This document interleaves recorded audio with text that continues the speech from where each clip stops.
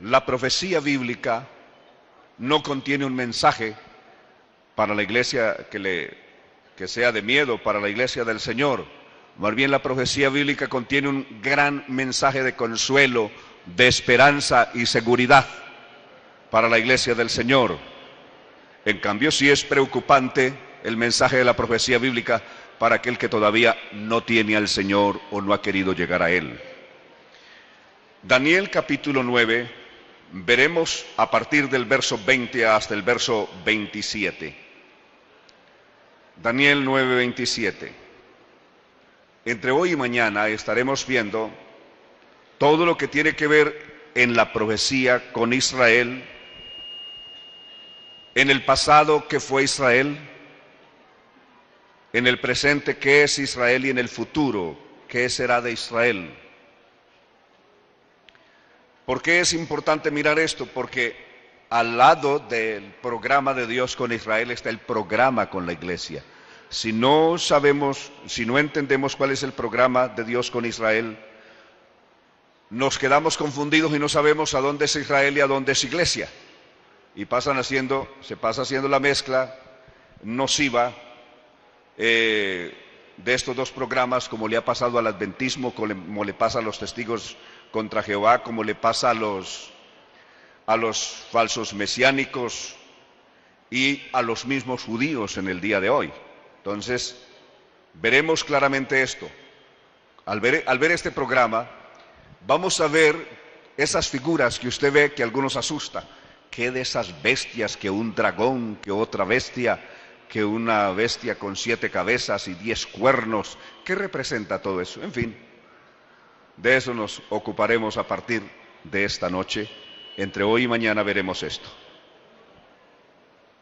Aún estaba hablando y orando y confesando mi pecado y el pecado de mi pueblo Israel, y derramaba mi ruego delante del Señor mi Dios por el monte santo de mi Dios.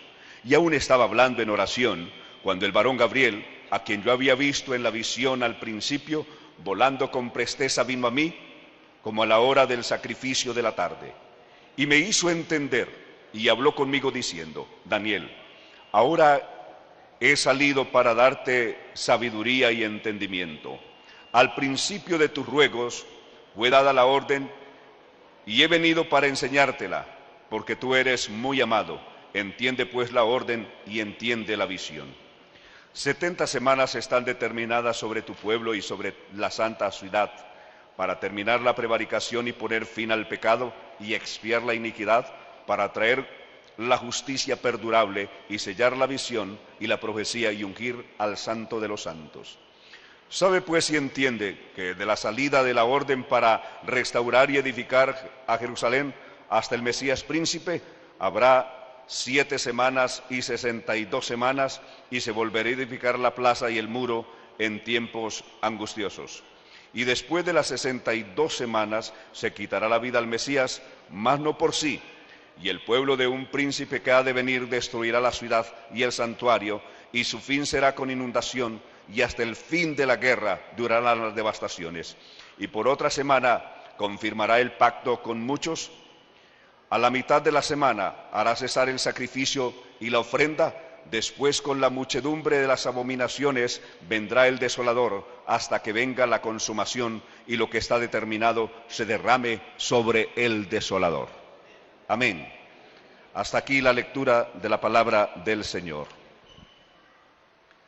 Que el Señor nos hable esta noche. ¿Cuántos necesitamos que nos hable el Señor? Que el Señor nos hable a todos hoy.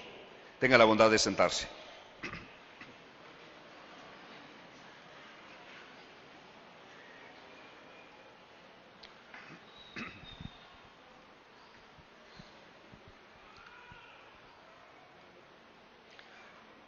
La preocupación de Daniel,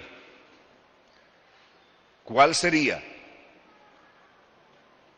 El fin de su cautividad en Babilonia, pues ya los 70 años que había profetizado el profeta Jeremías en el capítulo 29 de su libro,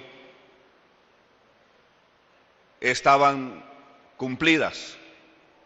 ¿Hasta cuándo tendrían que estar su pueblo cautivo en Babilonia, ¿cuándo vendría la restauración? Primero, el regreso de su pueblo, la liberación de Babilonia y el regreso a Israel. ¿Cuándo se cumpliría la restauración de Israel? ¿Cuándo vendría el Redentor de su pueblo? ¿Cómo sería y qué cosas pasarían al final de los tiempos? En fin, todas esas son las cosas que tenían profundamente preocupado y perturbado a Daniel, y había estado orando por 3 semanas, pidiéndole a Dios revelación sobre esto. Y exacto, Dios, que responde a la oración, respondió enviándole un ángel para explicarle todos estos acontecimientos de ese tiempo, de nuestros días y del futuro. Entonces, hablaremos de esto. En primer lugar, veamos brevemente cuál era el plan con Israel cuando Dios los sacó a ellos de Egipto y qué fueron ellos en el pasado. En el libro de Éxodo, el capítulo 19, encontramos lo siguiente. Para que ustedes se ubiquen al pie de la letra, ubicaremos Éxodo capítulo 19 y el verso 4 en adelante. Vosotros viste lo que hice a los egipcios, cómo os tomé sobre las alas de águila y os he traído a mí. Ahora pues, si diereis oído a mi voz y guardareis mi pacto, vosotros me seréis mi especial tesoro sobre todos los pueblos, porque mía es toda la tierra. Verso 6, y vosotros me seréis un reino de sacerdotes y gente santa. Estas son las palabras que dirás a los hijos de Israel. Dios al llevar al pueblo al desierto, le dice el propósito que Dios tiene con ellos, para qué los salvó de Egipto, para qué los ha traído a Él, para qué los lleva hacia la tierra prometida. ¿Cuál es el plan que Dios tiene con ellos? Dios no llama a nadie si Dios no tiene un plan con él. Cuando Dios llama a un hombre y una mujer es porque tiene un plan con él, tiene un propósito con él. Alabanzas al Señor. Si el Señor lo ha llamado a ustedes, porque Dios tiene un propósito con usted. Y si el Señor lo está llamando a usted, amigo, esta noche, es porque Dios tiene un propósito para con usted. Cuando Dios llamó a Israel, por eso les dice, ustedes vieron lo que yo hice a los egipcios y cómo los saqué a ustedes sobre las alas de águila y los he traído a mí. Amén. Yo los he traído a mí, les dijo Dios. ¿Y para qué los trajo? Les dijo, si ustedes dieren oído a mis palabras y guardareis mi pacto, vosotros me seréis un reino de sacerdotes, de gente santa, y sobre toda la tierra os pondré. Amén. Entonces los llamó para que fueran su reino.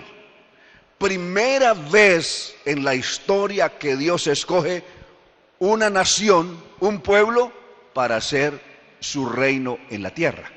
Porque el Señor es rey en el cielo, pero por primera vez escoge tener un reino también en la tierra, y los que escogió fue a Israel. De tal manera que desde ese día, de Éxodo 19:4, hasta Ezequiel capítulos 9, 10 y 11, o mejor, hasta que Nabucodonosor, rey de Babilonia, vino, invadió a Judá y a Jerusalén y los llevó cautivos a Babilonia. Desde Éxodo hasta el año 605, que vino la invasión de los babilonios, Israel fue el reino de Dios en la tierra. El día que Dios los dejó, porque pecaron y ya Dios no los soportó más, se alejó Dios de ellos y dejaron de ser su reino en la tierra. Por eso la gran pregunta de los discípulos y de la gente en los tiempos de Jesús: ¿restaurarás el reino de Israel en este tiempo? Y aún los fariseos preguntaban, ¿cuándo vendrá el reino de Dios? Porque ellos sabían que ya no eran el reino de Dios en la tierra. Pero veamos esto con otros textos, a la luz de otros textos. Un ejemplo. En el libro de Jueces, capítulo 8 y el verso 22, cuando Israel vio la gran victoria que Dios había dado a Gedeón sobre los madianitas, cómo los había vencido y cómo los había liberado de este pueblo que por 18 años los había subyugado, le dijeron a Gedeón: queremos que señorees sobre nosotros, tú, tu hijo y el hijo de tu hijo. Es decir, que a partir de Gedeón se estableciese una especie de dinastía, de familia real, que reinaran sobre Israel. Pero Gedeón le dijo al pueblo: no, ni yo, ni mi hijo, ni el hijo de mi hijo señoreará sobre vosotros, porque uno es vuestro Señor, Dios. Jehová, o Yahshua, o Yahweh, es vuestro Señor. Amén. Cuando en el libro de Samuel, primera de Samuel capítulo 8, y a partir del verso 6 en adelante, Dios ve a Samuel profundamente angustiado porque el pueblo le ha pedido un rey. Samuel se había envejecido y los hijos de Samuel eran impíos, lo describen los versos primeros de este capítulo. Entonces el pueblo le dijo a Samuel: danos un rey como lo tienen las demás naciones. Samuel se entristeció, pero Dios le dice a Samuel que no tenía que angustiarse por eso. No te han rechazado a mí, no te han rechazado a ti, me han desechado a mí. No es a ti que te han desechado, es a mí a quien han desechado. ¿Por qué? Porque Dios era su rey. Y si ahora estaban pidiendo un rey, es que no quieren permitir o aceptar que Dios siga siendo su rey y quieren tener un rey secular como lo tienen las demás naciones.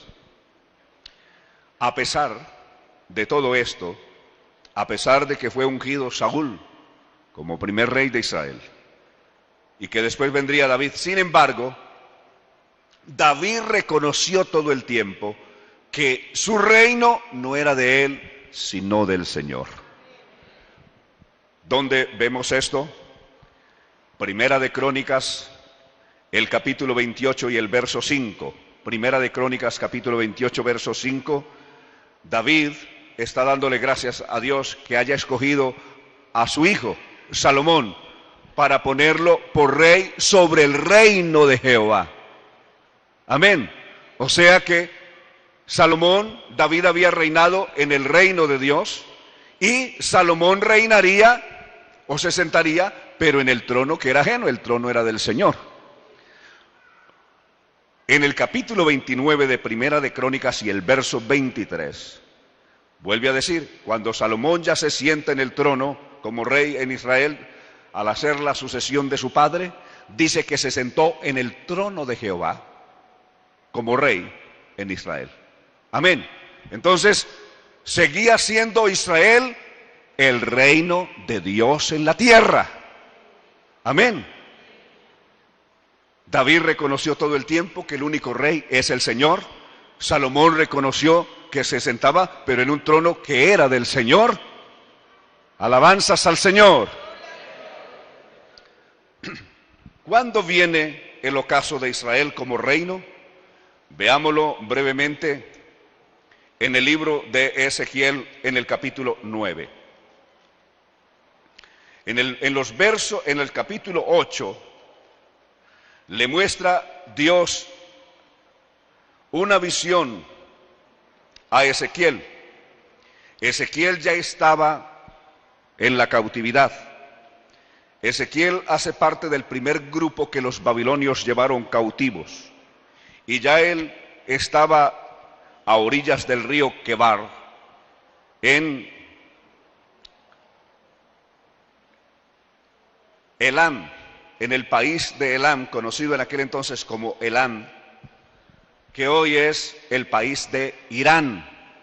Elam es el nombre que aparece para lo que hoy es Irán en la Biblia, o también conocido como los persas o Persa. El capítulo 8 termina con esta desagradable visión. Verso 8:16 de Ezequiel. Me llevó al atrio adentro de la casa del Señor, y aquí junto a la entrada del templo del Señor entre la entrada del altar, como 25 varones, sus espaldas vueltas al templo del Señor y sus rostros hacia el oriente, y adoraban al sol, y postrándose hacia el oriente. Y me dijo: ¿no has visto, hijo de hombre? Esta es cosa liviana para la casa de Judá, hacer las abominaciones que hacen aquí. Después que han llenado de maldad la tierra, se volvieron a mí para irritarme. He aquí que aplican el ramo a sus narices.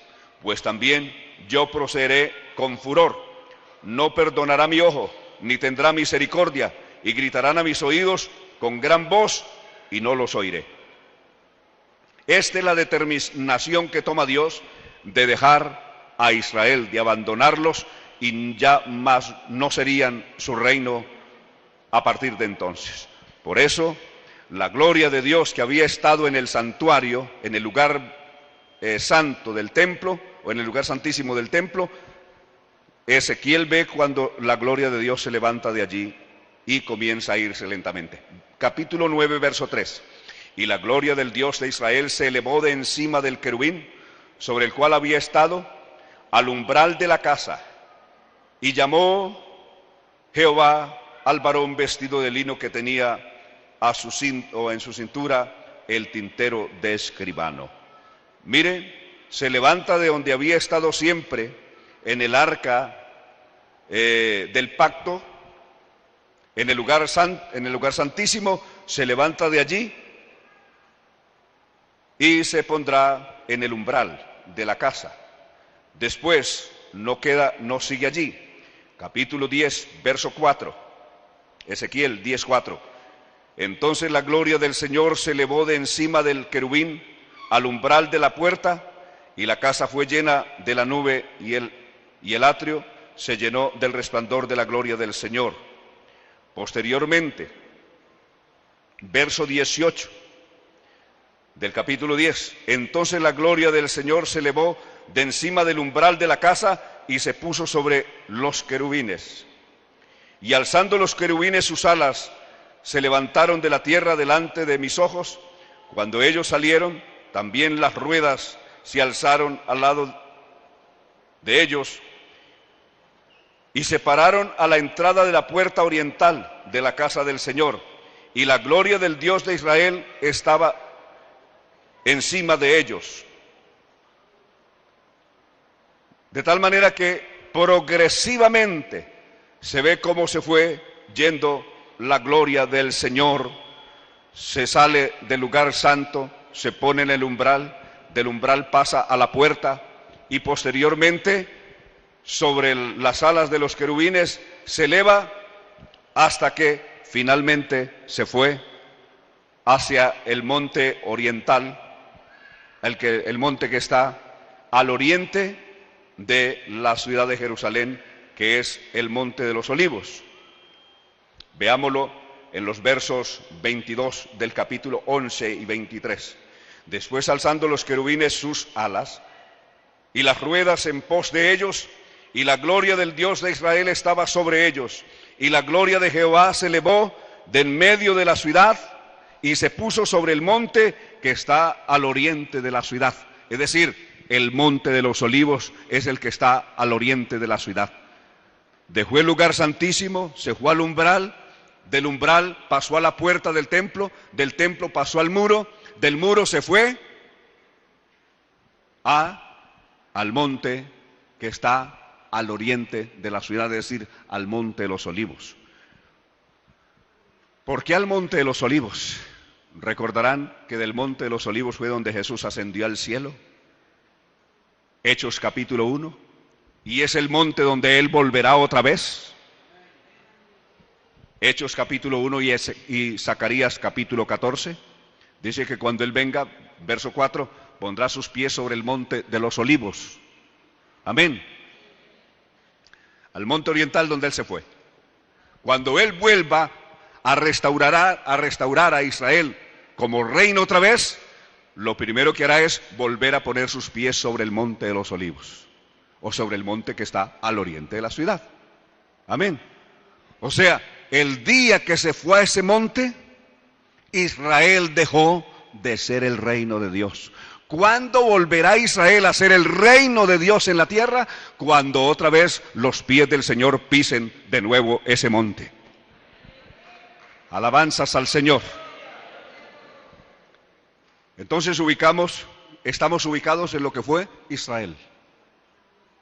Fue reino de Dios desde que salieron de Egipto, más o menos por los años 1400, hasta el año 605 antes de Cristo, cuando comenzó la invasión por parte de los babilonios encabezados por Nabucodonosor, rey de Babilonia de aquel entonces.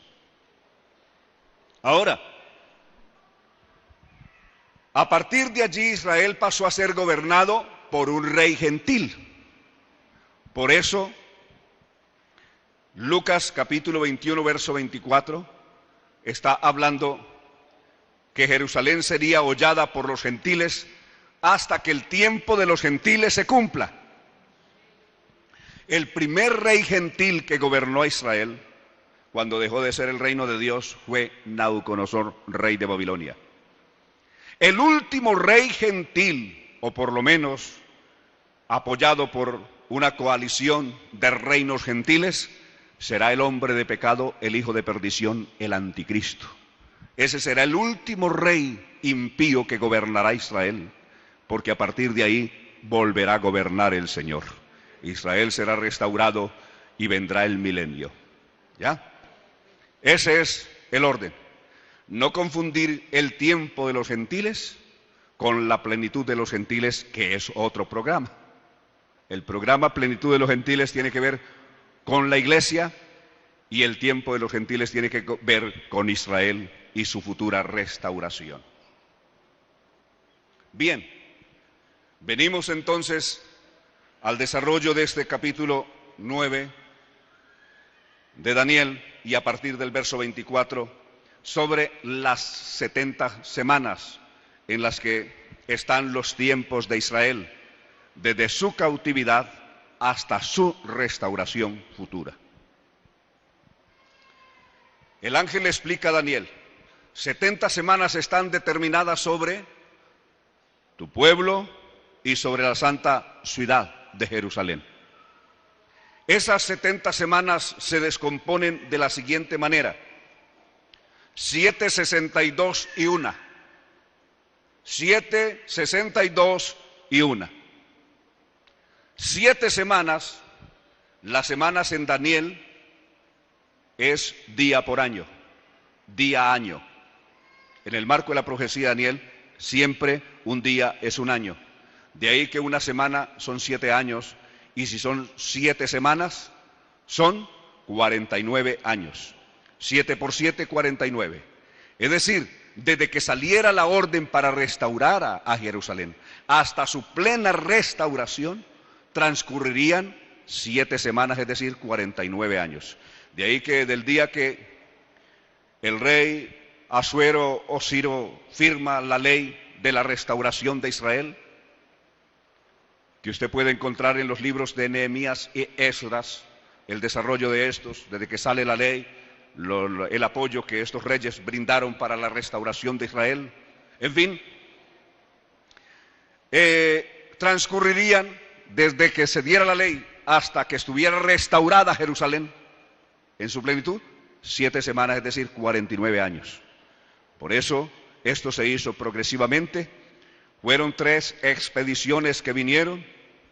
Primero vino un grupo, después un segundo grupo, después un tercer grupo. Cada uno hizo una parte. El primer grupo que vino a restaurar los muros externos de la ciudad, para por lo menos protegerse un poco de una cantidad de impíos, algunos incluso que pertenecían a un pequeño remanente que había quedado y no fue llevado cautivo a Babilonia, habían quedado por ahí y se habían mezclado con los árabes y comenzaron a hacerle guerra a Israel, a los que vinieron para restaurar.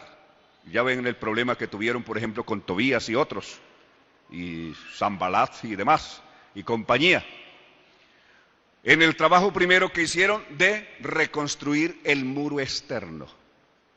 para estar protegido dentro. Después vino la ciudad, la reconstrucción, otro grupo que viene para restaurar la ciudad por dentro. Y finalmente viene la última delegación encabezada por el sacerdote Josué y Zorobabel, el profeta Zacarías, para restaurar el templo y volver a restaurar ya los sacrificios como antes, es decir, el sistema sacerdotal y los sacrificios del templo, que es la última parte que se da ya para los tiempos descritos por Zacarías. Y ¿cómo queda la casa ya terminada? Cuando la casa terminó, la gente en los 70 años que habían estado en Babilonia se habían desacostumbrado al culto de Dios. Ya no estaban acostumbrados a rendirle culto al Dios de Israel. ¿Cómo dejaron la casa? Abandonada. Así la describe Malaquías. Construyen con tanta visión, con tanto sueño, con tanto anhelo, con tanto esfuerzo, con tantas luchas, el templo, lo reconstruyen la casa, y cuando la reconstruyeron no tenían la costumbre ya de adorar al Dios de Israel, de ofrecerle culto, y por lo tanto dejaron esa casa abandonada, y nadie llevaba ni las ofrendas, ni para los corderos, ni llevaban las primicias, ni llevaban los diezmos siquiera. Eso es lo que está diciendo Malaquías capítulo 3. Dejaron ese lugar abandonado. Entonces, ahí se cumple la primera parte de las 70 semanas. ¿Cuántas se cumplieron hasta ahí? Hasta la restauración del templo en Jerusalén. 7 semanas, es decir, 49 años. Desde la restauración de Jerusalén hasta la venida del Mesías príncipe, transcurrirían 62 semanas. 7 por 62, 434. Afortunadamente todavía me dan los números en la cabeza, ¿no? No me he olvidado. Algunos hoy no hacen el ejercicio de multiplicar y acuden a la calculadora o al computador y dejan el cerebro quieto. El cerebro hay que ejercitarlo, que funcione. 434 años transcurrieron desde la restauración del templo hasta que nació el Mesías, hasta el Mesías príncipe. Más se ubica no tanto en el nacimiento del Cristo, sino en su muerte, en su sacrificio en la cruz del Calvario.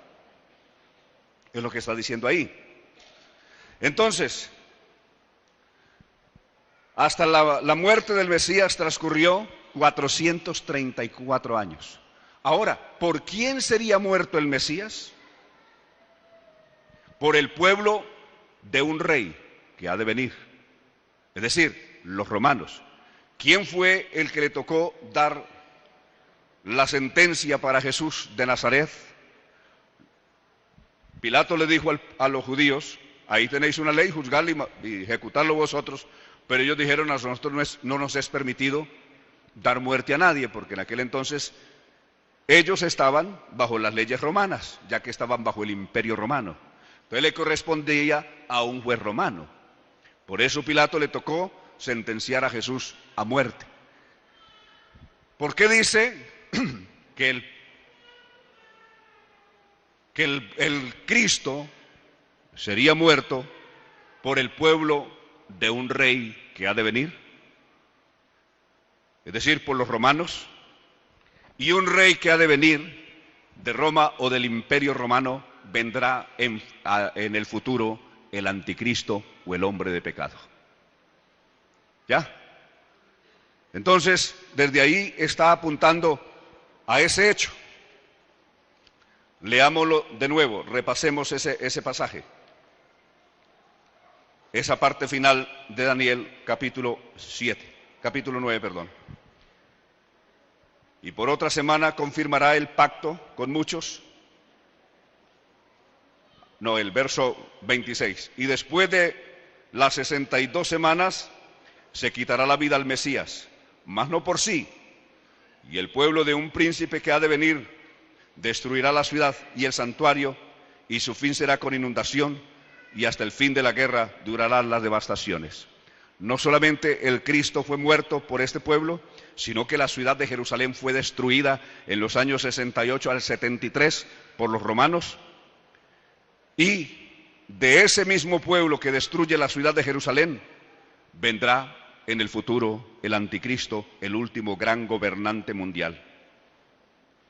Por otra semana, es decir, la gran tribulación, la última semana, porque tenemos 7, 62, que son 69, y queda pendiente una semana, esa está en el verso 27, y por otra semana, es decir, la semana 70, confirmará el pacto con muchos, y a la mitad de la semana hará cesar el sacrificio y la ofrenda. Está hablando de la gran tribulación. Este hombre de pecado, este príncipe que ha de venir, hará un pacto de paz con Israel, un pacto mentiroso, engañoso. Los engañará a ellos, haciéndoles creer que ha llegado el tiempo de su restauración y que podrán construir el templo que en este momento ya tienen prefabricado y que se llamará templo de Dios, y que volverán a poder restablecer todos sus sacrificios como en el pasado y toda su gloria, pero esto será un engaño que el anticristo les hará a ellos, porque después, con la muchedumbre de las abominaciones, vendrá el desolador, hasta que venga la consumación y lo que está determinado se derrame sobre el desolador. Veamos esto, un complemento de esto en el ahí siguiente, Daniel capítulo 11 y el verso 31. ¿Cómo será esto? Y se levantarán de su parte tropas que profanarán el santuario y la fortaleza y quitarán el continuo sacrificio. Es decir, en el verso anterior que leímos del capítulo 9, hace un pacto con Israel, el anticristo, permitiéndole volver a tener su templo y sus sacerdotes y sus sacrificios. Pero el mismo anticristo violará o abrogará ese pacto y hará esto que dice el verso 31. Se levantará de su parte tropas que profanarán el santuario y la fortaleza y quitarán el continuo sacrificio y pondrán la abominación desoladora. Esa abominación desoladora también la anunció el Señor en San Mateo en el capítulo 24 y a partir del verso 15. También lo podemos ver. Veamos antes de irnos de aquí otro contexto y lo vemos en Daniel capítulo 12 y el verso 12. Bienaventurado el que espere y llegue a 1335 días. El verso 11 había dicho desde el tiempo que se ha quitado el continuo sacrificio hasta la abominación desoladora, habrá 1290 días. Es decir, son 7 años de la gran tribulación, que es la semana 70, que tiene 7 días, o sea, 7 años, la semana 70 de Daniel. En la primera parte de esta semana será una semana de paz, es decir, será un tiempo de paz. El anticristo aparecerá en el mundo, no solamente engañando a Israel, sino a todo el mundo como la gran figura de paz, el gran gobernante mundial que el mundo ha estado esperando, el gran gobernante que ponga en funcionamiento un nuevo orden mundial, que termine con las guerras, que aparentemente termine con las injusticias que hay en los gobiernos actuales y en el mundo actual, que traiga un mundo de prosperidad equitativa, es decir, para todos, que traiga soluciones de paz para todos, que acabe con el conflicto israelí-palestino, haciéndoles firmar un tratado de paz mediante el cual Jerusalén será capital de los 2 estados. La parte oriental de Jerusalén será capital del estado palestino y la parte occidental será la capital de Israel, cosa que ya eso no es ningún misterio hoy. Esa es una resolución de las Naciones Unidas que ordena a Israel ceder la parte oriental de Jerusalén a los palestinos para que establezcan allí su capital del Estado palestino que buscan establecer, que hasta hoy no existe legalmente, aunque físicamente está. Y también el reconocimiento de Israel por parte del mundo árabe, que hasta hoy no reconocen a Israel como reino, como país, como Estado. Entonces, esa es la solución que se busca. Hasta hoy ni las Naciones Unidas han podido lograr eso. Estados Unidos, con todas las reuniones que ha hecho con dirigentes de Israel y de Palestina no lo han podido lograr desde por allá, desde los tiempos de que se hace la reunión de Camp David en Estados Unidos buscando ese acuerdo. Hasta el día de hoy no han podido lograr nada.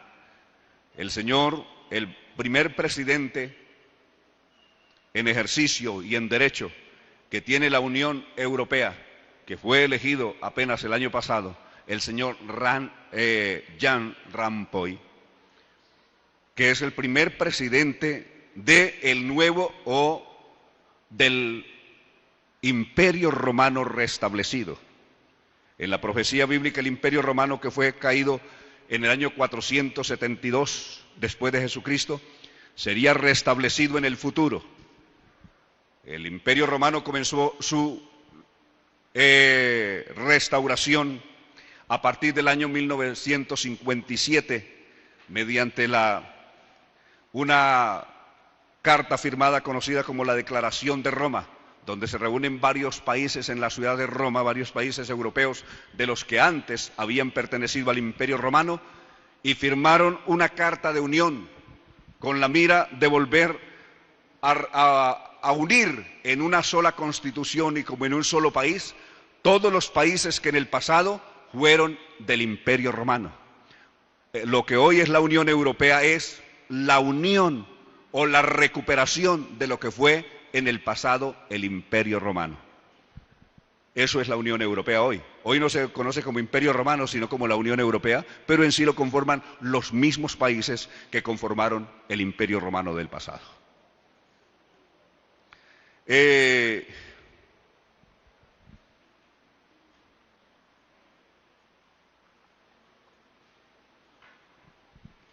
el primer decreto firmado por el primer presidente del Imperio Romano restablecido, el señor Jan Rampoy, ha sido decretar que Israel o Jerusalén tiene que ser partida y que la mitad de Jerusalén se le entregue a los palestinos y la mitad sea dada a los judíos.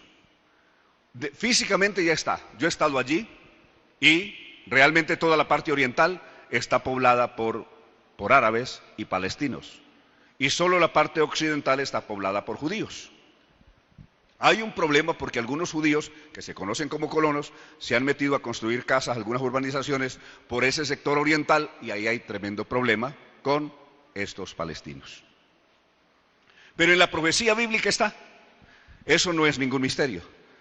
Zacarías capítulo 14 dice que la ciudad de Jerusalén será partida en los primeros versos, y que la mitad de la parte oriental de la ciudad será dada a los gentiles, y que los judíos que estén ahí serán llevados cautivos a las naciones, y la parte occidental será dada a los judíos, o decir, quedará en pie.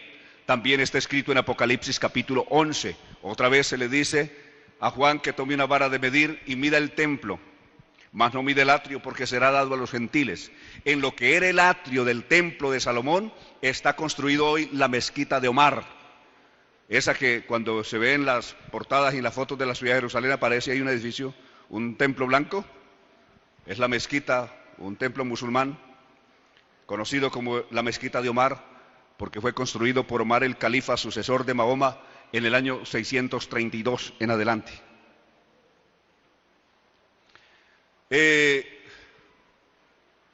Entonces, ubicados ya ahí,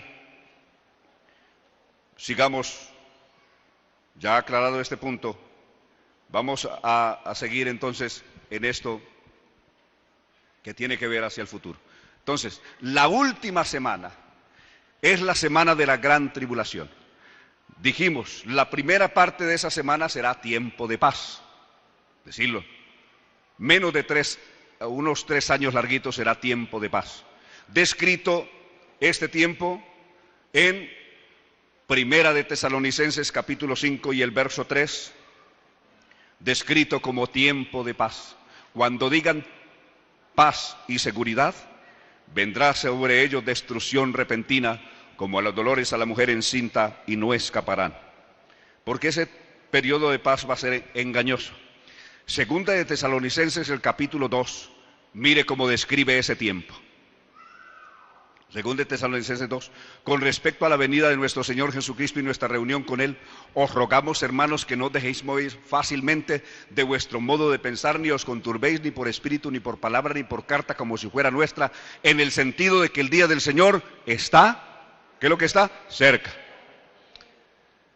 El día del Señor es el día que Él venga para juicio del mundo.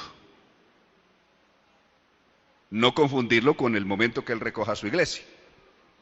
Por eso la Biblia habla del día grande y espantoso de Jehová en el Antiguo Testamento, del día terrible de la ira de Jehová. Habla del día espantoso y terrible de la ira del Cordero, o habla del día espantoso y terrible del día del Señor. ¿Ya? Entonces, el día del Señor es cuando Él venga a poner punto final al gobierno del anticristo y todos sus colaboradores del mundo, y todos los impíos que se han rebelado contra Él. Ese es el día del Señor. Pero no vendrá el día, es decir, ese día del juicio, cuando todo ojo le verá, sin que antes venga la apostasía. Es decir, venga toda esta abominación desoladora, todo lo que el anticristo va a hacer. Sí, judíos, ustedes pueden construir su templo, reiniciar sus sacrificios, pero cuando inicien ellos esto, Él mismo se va a sentar en ese templo,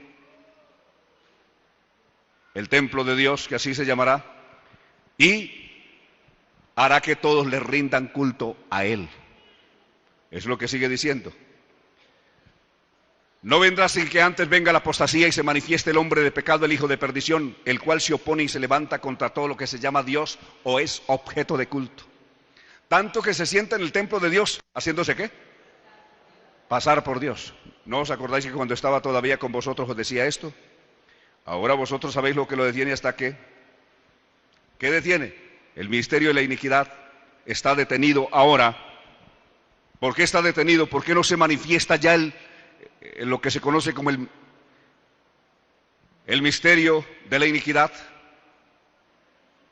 Porque hay algo que hasta ahora lo impide. ¿Qué es lo que impide? Han habido diversos conceptos. Dicen que no, que es el Espíritu Santo, que es por esto, que es por aquello. No, en el tiempo de la gran tribulación el Espíritu Santo también estará en la tierra, porque va a estar obrando el nuevo nacimiento y el proceso de conversión de Israel en el tiempo de la gran tribulación. Pero ahora lo que impide realmente es la iglesia que está aquí. Alabanzas al Señor. La iglesia del Señor está aquí. Y el Señor no le permite al impío que toque para nada su iglesia.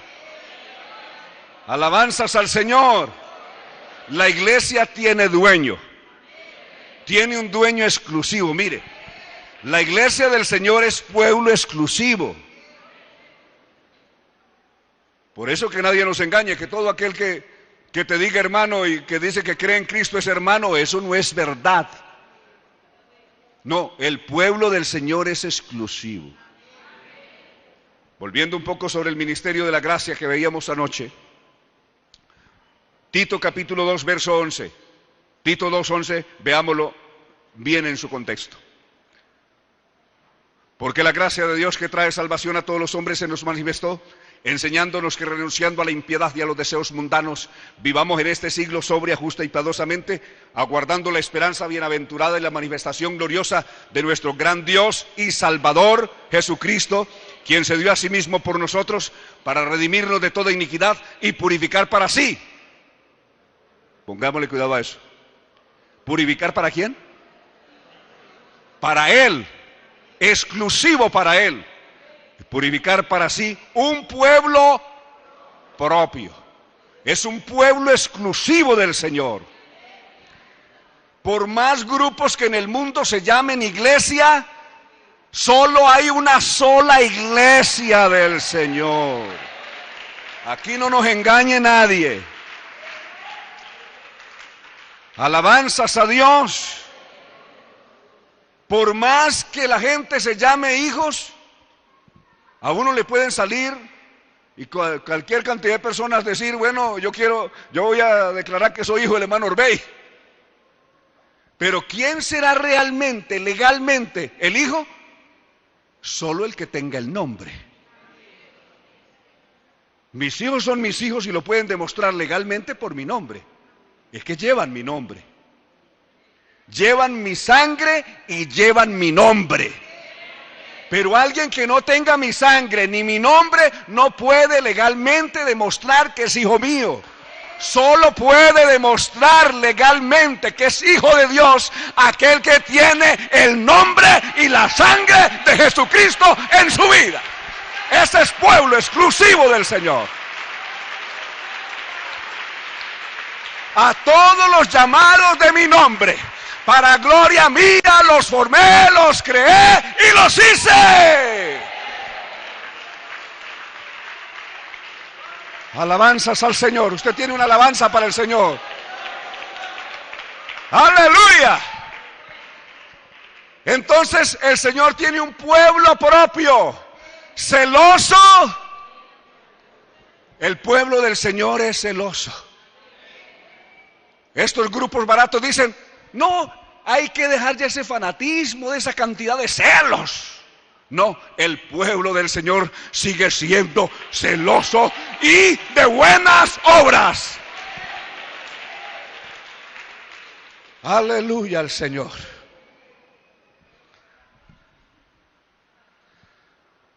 Bien, buscaremos hacer el cierre por hoy, invitando a cada uno. Haremos mañana la continuación de esto. Mañana tomaremos el capítulo 7 de Daniel y el capítulo 13 y 17 del libro de Apocalipsis. Es decir, las 4 bestias de Daniel en su capítulo 7, sumadas en una sola gran bestia que sube del mar en el capítulo 13 del libro de Apocalipsis y explicada por un ángel de manera magistral a Juan en el capítulo 17 del libro de Apocalipsis, cuando aparece una mujer que cabalga sobre una bestia. Veremos todos esos detalles, todo lo que va a pasar dentro de todo esto, del programa que se cumplirá desde aquí con Israel hasta todo el tiempo de la gran tribulación, hasta que Cristo venga en gloria. Alabanzas al Señor. Pero hasta ahora decirles, hermanos y amigos, que es tiempo de estar preparados. Todo esto que hemos visto y que estamos viendo, eso no está ahí en vano. Dios no lo ha dejado como un reloj que al mirarlo usted se ubique y pueda decir, ¿estamos realmente en el tiempo? Necesitamos tener la sabiduría que no tuvo Israel, de conocer el tiempo de nuestra visitación. Jesús le dijo al pueblo de Israel, vosotros sabéis distinguir los tiempos. Si el día se presenta así, dices va a llover. Si el día no tiene estos arreboles, decir no, hoy no llueve. Sabéis conocer el tiempo y las estaciones, todo eso, mas no comprendisteis el tiempo de tu visitación. Israel quedó enceguecido y no comprendió el tiempo cuando el Cristo los visitó. Por eso están endurecidos hasta el día de hoy. Que la iglesia del Señor no nos pase lo mismo y nos quedemos ciegos y resultemos en la horrible oscuridad y las tinieblas de la gran tribulación, dando tumbos y corriendo con la gente que se quede de un lado para otro, diciendo por allí está el Cristo y corramos para allá. No es que estés en el desierto de tal parte y vaya para allá. No, nosotros no tenemos que correr para ningún lado. Nuestro Señor no está en un desierto, ni está en el aposento, ni está en el estadio. Nuestro Señor está viniendo del cielo. La trompeta de Dios está sonando y nosotros necesitamos subir a recibirlo. Alabanzas a Dios, porque el Señor mismo con voz de mando y con trompeta de Dios descenderá del cielo, y los muertos en Cristo resucitarán primero. Luego nosotros, los que vivimos, los que hayamos quedado, seremos arrebatados juntamente con ellos en las nubes para recibir al Señor en el aire. A ver, ¿cuántos estamos esperando ir a recibirlo? ¿Cuántos esperamos? ¿Cuántos estamos listos para ir a darle la bienvenida al Rey que regresa? Para recibir al Señor en el aire, para ir a su encuentro. No nos vamos a quedar aquí esperando hasta que Él venga. Lo vamos a ir a encontrar. El Rey viene y hay que ir a recibirlo. Alabanzas al Señor. Quisiera invitarles que estén de pie. Aleluya al Señor. Aleluya al Señor. Si ese evento ocurriera esta noche, ¿qué pasaría aquí? ¿Qué pasaría aquí? Pues ¿qué pasaría en el mundo? Pero como nosotros estamos aquí, ¿qué pasaría para nosotros aquí? Si esta noche el clarín celestial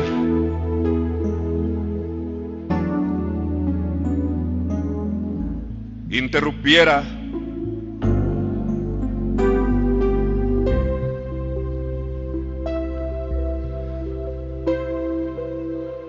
y sonara ante nuestros oídos,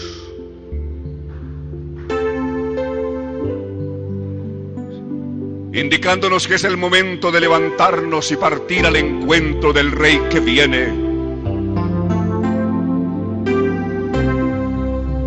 ¿Cuántos estamos listos para ir a encontrarlo?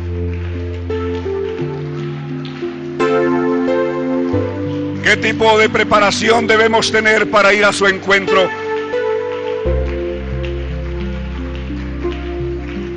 Escuchad la preparación. ¿Qué equipaje tener para ese viaje? ¿Qué pasaporte? ¿Qué visa o qué ciudadanía? Hebreos 12:14. Seguid la paz con todos. ¿Con cuántos hay que seguir la paz? Algunos dicen, yo puedo vivir en paz con este, con aquel, pero con aquella, con aquel. Seguir la paz con todos. ¿Y qué más hay que seguir? Y la santidad. Exacto. Sin la cual nadie verá al Señor. ¿Por qué dice este texto que nadie le verá y en cambio Apocalipsis 1:7 dice que todo ojo le verá? Son dos acontecimientos diferentes. Este es el primero. Es solo la iglesia. El resto del mundo no le va a ver. Así como todo Egipto estaba dormido aquella noche que Israel se fue, cuando despertaron descubrieron que Israel no estaba. Y ahí fue cuando vino Faraón a tratar de reorganizar sus tropas para perseguirlos. Pero en la noche Israel se fue. Cuando los egipcios dormían, Israel se fue. Cuando el mundo duerma, la iglesia partirá. El mundo estará bien dormido en su pecado, en su maldad, en su incredulidad, y la iglesia viajará al encuentro del Señor. Estemos preparados, porque el momento